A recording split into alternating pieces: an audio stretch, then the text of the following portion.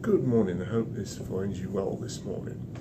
I'm generally not somebody who rants and raves and shouts and swears and all that sort of thing, but I feel I've got to add my thoughts to this one. So, I read recently that a group of sensitivity readers and editors have been brought in to re-edit the James Bond novels for a modern audience.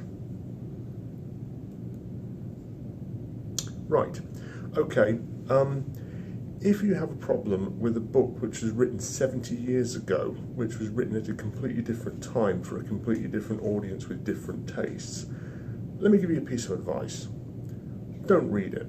If you are offended by something as minute as a word that was written 70 years ago, go back and hide under your rock, because just get a life. And it's the same thing with films at the moment. Oh, I'm offended by that film. I'm offended by what somebody said. I'm offended by this.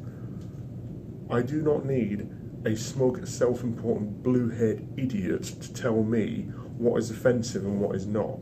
I find your hair offensive, but I don't go on about it.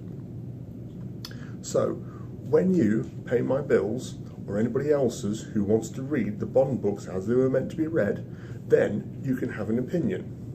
Until then, I don't need a sensitivity editor to tell me what I can and can't read. I'm a grown adult. I will spend my money on the used versions of the books which were not edited. In fact, I already have them. I already have the works of Alistair MacLean as well, which apparently is next on the list. Some of the works of Agatha Christie, which apparently is again on the list.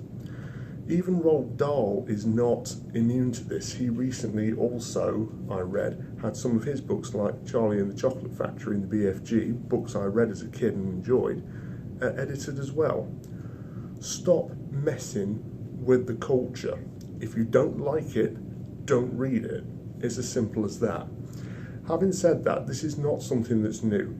You may remember something called the Video Nasty Witch Hunt, and a guy called James Furman. If you're not sure who James Furman was, he was in charge of the British Board of Film Censorship back in the 80s and 90s, and he was one of those guys who was tasked, Dr. Evil, with telling people what they could and couldn't see. It was his job to basically apply a certificate to a film to say that this was okay for kids, this was okay for people over 15 and so on. He made an awful lot of cuts to an awful lot of films. He banned The Exorcist outright and the Texas Chainsaw Massacre. A Clockwork Orange was a different matter. Stanley Kubrick said he did not want that film re-released in his lifetime in Britain because of the backlash it originally got back in 1971. But when I was a kid, if you wanted to see a film, you had to wait about 3 years for it to come around on TV. It wasn't the same as it is now with instant streaming and stuff like that. So if you wanted to see Wrath of Khan, Temple of Doom, Robin Hood, Prince of Thieves, all of which fell to James Furman, you had to wait, and the version you did get, even in the cinema, was actually cut. Wrath of Khan,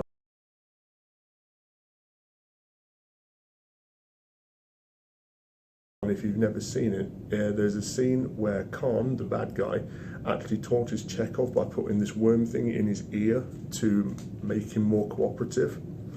In the British version back in '82, when that came out, all of that was cut out, and especially the part where the worm comes out of his ear, because James Furman said that's too gross, you can't have that, that makes that film an instant X certificate, which those were the gradings at the time. It was U, A and X.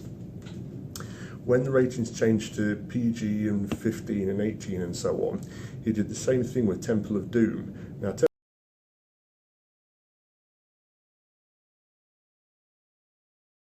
Temple of Doom is a bit of an interesting case because in America, that's why they introduced what's called PG-13, because of films like that and Gremlins. There's a scene in that film in which Mola Ram reaches into the chest of the guy and pulls his heart out.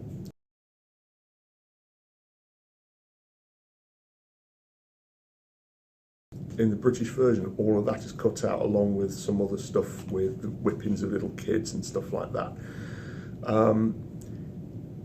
And again, Robin Hood, Prince of Thieves fell victim to that. There's some good 30 seconds to a minute of stuff cut out of that film for the British version. There's a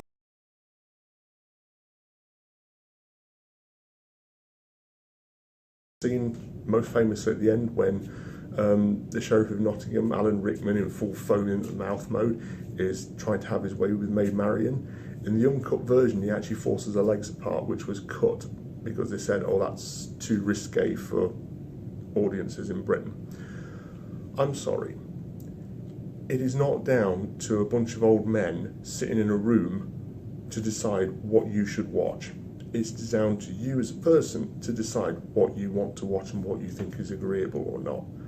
I personally don't like the bit where he rips people's hearts out, but I have no problem with other people who do like that stuff. All I do is I just forward wind past that part. It doesn't actually add anything to the story. All it does is add a bit of gore to the narrative, in the same way that I have no issue with the ear slug coming out of Chekhov's ear. If you don't want to watch it, flick past it, or don't watch the movie at all, but don't ruin the film and the experience for other people. That's what I'm trying to say. This was not going to be a list of rants and ravings and musings of me. This is just something I needed to put down because I feel quite strongly about it as a James Bond fan and as a fan of somebody of works that actually deserve to be seen and heard. But yeah, that's just my thoughts for what it's worth, and I hope this video finds you well, and I hope you have a really good day. Cheers.